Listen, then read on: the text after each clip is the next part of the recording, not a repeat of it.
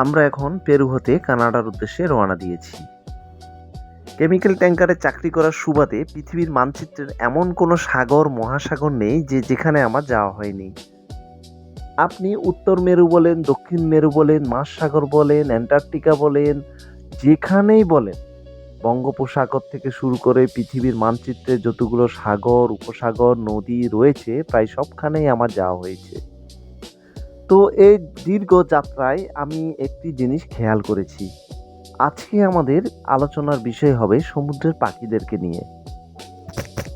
আমরা যখন কোনো দেশে কেমিক্যাল নিয়ে যাই, কেমিক্যাল ডিসচার্জ শেষে সে দেশ থেকে যখন আমরা জাহাজ নিয়ে বের হয়ে যাই, তখন সে দেশে বন্দর বা সাগরের নিকটবর্তী কোনো দ্বীপ বা শহর থেকে এক ধরনের বিশেষ কিছু পাখি আমাদের জাহাজকে টার্গেট করে। সেই পাখিগুলোর টার্গেটই থাকে আমাদের জাহাজকে ঘিরে। তারা আমাদের জাহাজের বিভিন্ন জায়গায় আশ্রয় নেবে। তো আপনারা দেখতে পাচ্ছেন শহরের একটি কোণা থেকে বেশ কিছু পাখি আমাদের জাহাজকে টার্গেট করেছে এবং আমাদের জাহাজের কাছাকাছি ঘোরাফেরা করছে। এই সমস্ত পাখিদের মূল টার্গেটই হলো ওই সমস্ত জাহাজ, যে জাহাজগুলো বন্দর থেকে ছেড়ে মাঝ সমুদ্রের দিকে রওনা দিয়েছে। আর রাতের বেলা ওই সমস্ত পাখিদের মূল আশ্রয় হলো আমাদের এই জাহাজ। রাতের বেলা সাধারণত পাখিগুলো জাহাজের সামনের অংশের কিছু উঁচু জায়গা বা পিছনের অংশের কিছু উঁচু জায়গায় আশ্রয় নিয়ে থাকে, আর সারা রাত তারা সেখানে অবস্থান করে। আসলে খাবারের সন্ধানের কারণে পাখিগুলো ওই সমস্ত জাহাজগুলিকে টার্গেট করে। এখন আমি আপনাদেরকে দেখাতে চলেছি গতকাল যে সমস্ত পাখি আমাদের জাহাজটিকে টার্গেট করেছিল তারা এখন জাহাজের সামনের অংশের একটি উঁচু জায়গায় আশ্রয় নিয়েছে। আর এই পাখিগুলো আজ সারা রাত সেখানেই অবস্থান করবে। আপনারা এখন যে পাখিগুলোকে দেখছেন গতকাল সারা রাতি তারা আমাদের জাহাজের উঁচু জায়গায় আশ্রয় নিয়েছিল, আর এখন দিনের বেলা তারা জাহাজের চারপাশে ঘোরাঘুরি করছে। এই পাখিগুলোর মূলত দুটি উদ্দেশ্য থাকে। এক, তারা যখন মাঝ সমুদ্রে মাছ শিকার করে বেড়ায় তখন তারা অনবরত উঠতে থাকে, আর যখন তারা উঠতে উঠতে তাদের শক্তি হারিয়ে ফেলে তখন তারা আমাদের এই জাহাজটিকে আশ্রয় হিসেবে নেয়। তারপর তারা আশ্রয় নিয়ে আবার তারা শিকার শুরু করে। আর দ্বিতীয়টি হলো যখন তারা মাঝ সাগরে মাছ খুঁজে পায় না তখন তারা আমাদের জাহাজটির সামনের অংশে অবস্থান করে। আর আমাদের জাহাজ যখন সাগরের বুক চিরে সামনের দিকে এগোতে থাকে তখন সাগরের বিশাল বিশাল ঢেউ আমাদের জাহাজটিকে সজোরে আঘাত করে, আর সেই আঘাতের ফলে কিছু ছোট প্রজাতির মাছ পানির উপরই ভাগে ভেসে ওঠে। আর তখনই তারা আমাদের জাহাজ থেকে সোজা সে মাছটি শিকার করে খেয়ে আবার জাহাজে ফিরে আসে। পাখিগুলো মূলত দুটি কাজেই আমাদের জাহাজটিকে ব্যবহার করছে, আর এভাবেই তারা এক দেশ থেকে অন্য দেশে পৌঁছে যায়। যখন তারা কোনো নতুন দেশে আমাদের সাথে চলে যায় তখন তারা সে দেশের বন্দর বা কোনো পাহাড় বা বন্দরে ভিড়ার আগে যেখানে আপনার সাগরের মাঝখানে কিছু দ্বীপ রয়েছে সে সমস্ত দ্বীপে আশ্রয় নেয়। আবার যখন সে সমস্ত দ্বীপ বা বন্দর থেকে কোনো জাহাজ ছেড়ে গভীর সমুদ্রের দিকে রওনা হয় ঠিক তখনই সে পাখিগুলো আবার সেই জাহাজটিকে টার্গেট করে, আর এভাবেই তারা তাদের খাবারের সন্ধান চালিয়ে যায়। এই পাখিগুলো হয়তো জানে না তারা এখন পৃথিবীর সবচেয়ে মারাত্মক একটি জাহাজের সম্মুখীন। তারা এখন যে জাহাজটিকে তাদের আশ্রয় মনে করছে সেই জাহাজটি আসলে একটি কেমিক্যাল ট্যাঙ্কার শিপ। আর আপনি জানলে অবাক হবেন, পৃথিবীতে যত ধরনের জাহাজ রয়েছে তার মধ্যে সবচেয়ে বেশি বিপজ্জনক জাহাজ হচ্ছে কেমিক্যাল ট্যাঙ্কার শিপ। কারণ এই জাহাজগুলো এমন কোনো বিষাক্ত কেমিক্যাল নেই যা বহন করে না। আর এই জাহাজগুলো মূলত সুদক্ষ মেরিনার দ্বারা পরিচালিত করা হয়। কারণ এই জাহাজগুলো শুধু মারাত্মক কেমিক্যালই বহন করে না, এ সমস্ত জাহাজ আসলে জীবন্ত একটি বোম। এই জাহাজগুলোতে আসলে খুবই মৃত্যু ঝুঁকি থাকে। সুদক্ষ মেরিনার ছাড়া আসলে এসব জাহাজ পরিচালনা করা কঠিন। তো যাই হোক, এই কেমিক্যাল ট্যাঙ্কার নিয়ে আমি অন্য ভিডিওতে একটি বিস্তারিত আলোচনা করব। তো এখন যে পাখিগুলো আমাদের এই কেমিক্যাল ট্যাঙ্কার শিপের মধ্যে রয়েছে তারা মূলত জানে না তারা যে একটি কেমিক্যাল ট্যাঙ্কারের মধ্যেই রয়েছে। এই পাখিগুলো যখন নদীতে মাছ শিকার করে খায়, সাগরে মাছ শিকার করে খায়, তখন তারা আসলে বিশুদ্ধ পানির অভাবে ভোগে। তারা কিন্তু সাগরে থাকা অবস্থায় তারা সেই সাগরের লবণাক্ত পানি কিন্তু তারা খায় না। তারা যখন পিপাসার্ত হয়ে পড়ে তখন তারা বিশুদ্ধ পানির খোঁজ করে। আর তারা পানির খোঁজটি করে আমাদের এই কেমিক্যাল ট্যাঙ্কারের মধ্যেই। কিন্তু আমাদের এই কেমিক্যাল ট্যাঙ্কারের মধ্যে যে সমস্ত পানি ডেকে ছড়িয়ে ছিটিয়ে থাকে সে সমস্ত পানি আসলে খুবই বিষাক্ত হয়ে থাকে। আর তারাই সেই ভুলটি সেখানে করে ফেলে। তারা সেটিকে বিশুদ্ধ পানি ভেবে পান করে আর তারা অসুস্থ হয়ে যায় এবং পরিণতি মৃত্যু। আবার এই পাখিগুলো যখন খাবারের সন্ধানে সাগরের বুকে উঠতে থাকে, সাগরের উপরিতলে যখন কোনো ছোট মাছ বা যে কোনো যাই হোক যে কোনো জলজ প্রাণী দেখতে পায় তখন তারা সেটিকে শিকার করার জন্য পানিতে বসে পড়ে। আর সেখানেই তারা দ্বিতীয় ভুলটি করে ফেলে। কারণ এই বিশাল সাগরের বুকে বড় বড় মাছ রয়েছে যেমন তেমনই রয়েছে হাঙর এবং কিছু হিংস্র জলজ প্রাণী। যখন তারা পানির উপরিভাগে বসে পড়ে তখন তারা হিংস্র হাঙর বা অন্য কোনো বড় মাছের দ্বারা আক্রমণের শিকার হয়ে মৃত্যুবরণ করে।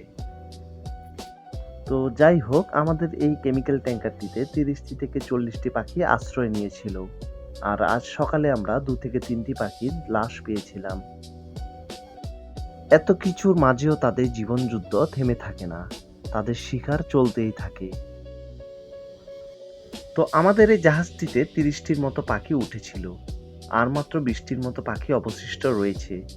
কিন্তু যখন আমরা সামনের দিকে এগোতে থাকি তখন সাগরের বুকে আসলে কিছু দ্বীপ থাকে বা দূরবর্তী কিছু শহর থাকে। তখন সে শহর বা দ্বীপ থেকে আবার কিছু পাখি এসে আগের যে 20টি পাখি অবশিষ্ট রয়েছিল তাদের সাথে যোগ দেয়। এভাবে পাখির সংখ্যা কমতে থাকে, বাড়তে থাকে, কমতে থাকে, বাড়তে থাকে। আর তাদের জীবনযুদ্ধ এভাবেই চলতে থাকে।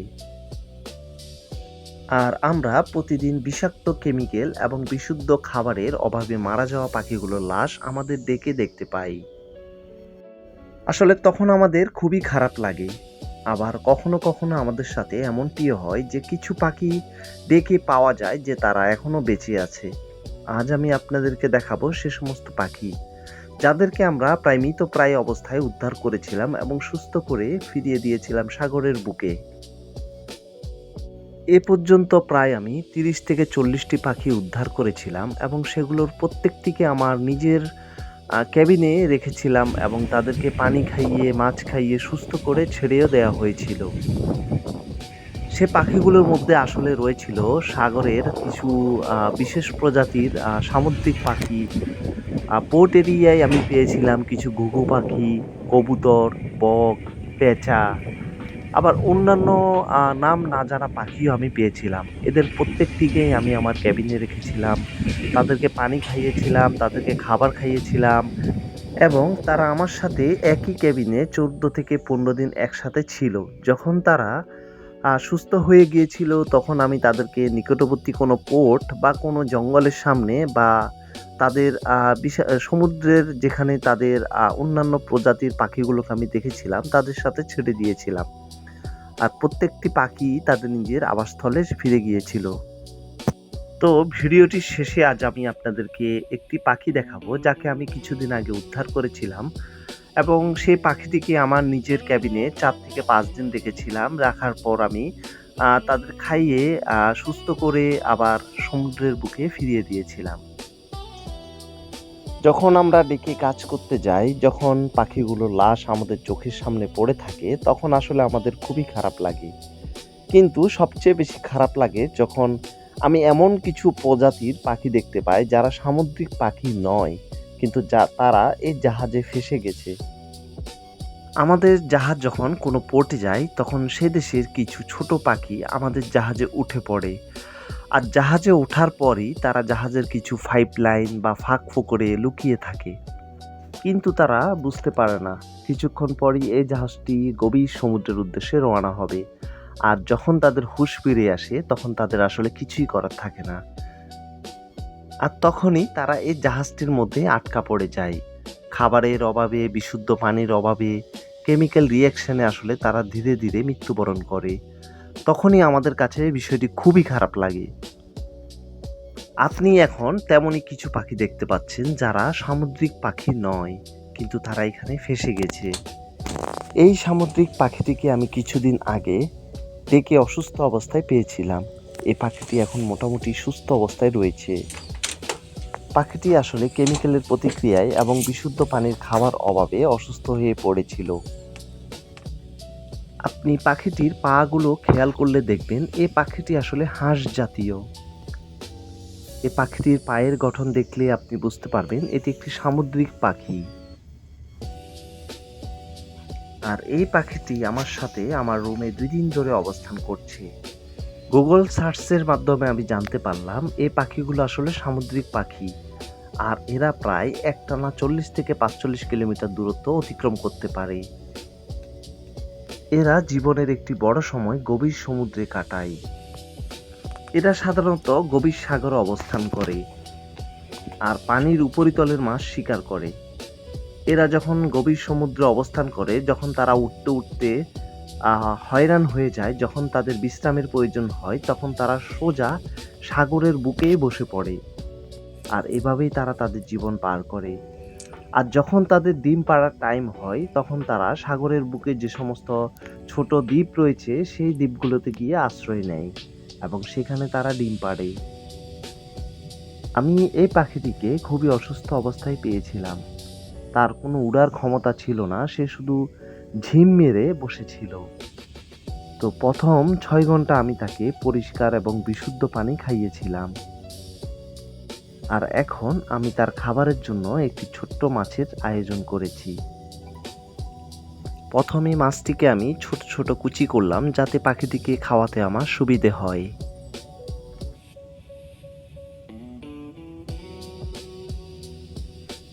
যেহেতু পাখিটির খাবার গ্রহণের কোনো শক্তিই ছিল না, তাই আমি নিজ হাতে পাখিটিকে খাইয়ে দিলাম।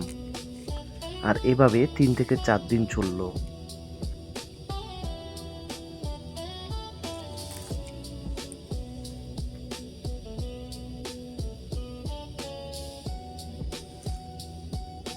রাতেই আমি খেয়াল করলাম পাখিটি একেবারে ঠান্ডায় জমে গিয়েছিল। তাই আমি একটি পরিষ্কার কাপড় দিয়ে পাখিটিকে ঢেকে রাখলাম। আর আমার রুমের এসি সম্পূর্ণ বন্ধ করে দিলাম। তো যাই হোক, 5ম দিন পাখিটি কিছুটা সুস্থ অনুভব করছিল। আর আমার কাছেও মনে হচ্ছিল পাখিটি ধীরে ধীরে সুস্থ হয়ে উঠছে। প্রথম দিকে আসলে আমি ভয়েই ছিলাম যে পাখিটিকে আমি সুস্থ করতে পারবো কিনা, নাকি পাখিটি আমার রুমেই মারা যায়। পাখিটিকে যখন আমি সেবা করছিলাম তখন সে আমাকে একটুও ভয় পাচ্ছিল না। আমার মনে হচ্ছিল সে বুঝতে পেরেছে যে আমি তাকে সাহায্যের জন্য হাত বাড়িয়ে দিয়েছি।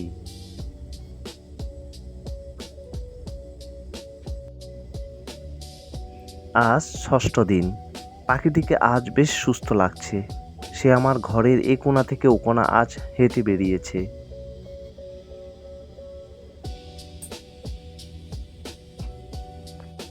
পাখিটিকে প্রতিদিন 2 থেকে 3 বেলা আমি খাইয়েছিলাম যাতে সে তার হারানো শক্তি ফিরে পায়।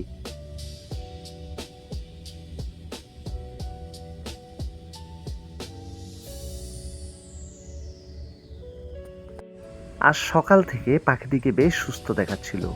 সে আমার ঘরের এই কোণা থেকে ওই কোণায় শুধু হেঁটে বেড়াচ্ছিল। সে উঠতে পারছিল না, কারণ আমার ঘরটি বেশ ছোট। উড়ার মতো যথেষ্ট জায়গা আমার এই ঘরে ছিল না। যাই হোক, আমি একটি সিদ্ধান্ত নিয়ে ফেললাম, আজ এই পাখিটিকে আমি ছেড়ে দিব।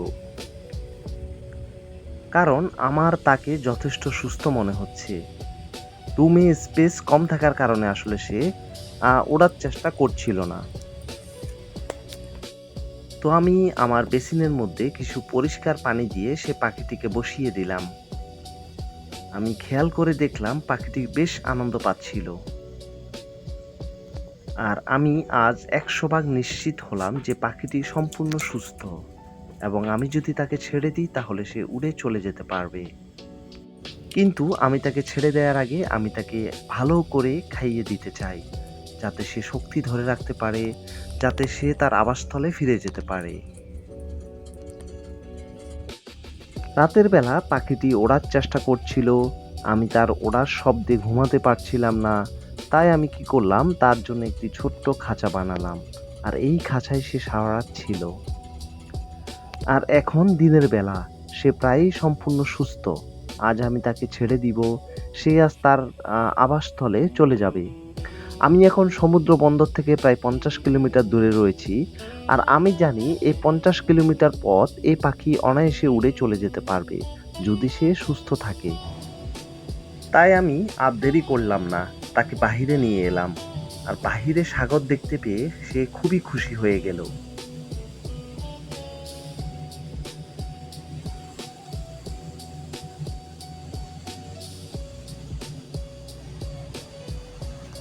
পাখিটিকে ছেড়ে দিয়ে আসলে আমার খুবই খারাপ লাগছিল। মনটা একেবারে খারাপ হয়ে রইল। কারণ এই পাখিটি আমার সাথে আমার ক্যাবিনেই 15 দিন ধরে অবস্থান করেছিল। ভিডিওটি দেখার জন্য আপনাদেরকে অসংখ্য ধন্যবাদ। আপনারা সবাই ভালো থাকবেন, সুস্থ থাকবেন। আজ এই পর্যন্ত। পরবর্তী ভিডিওতে আবার আপনাদের সাথে আমার দেখা হবে। আসসালামু আলাইকুম।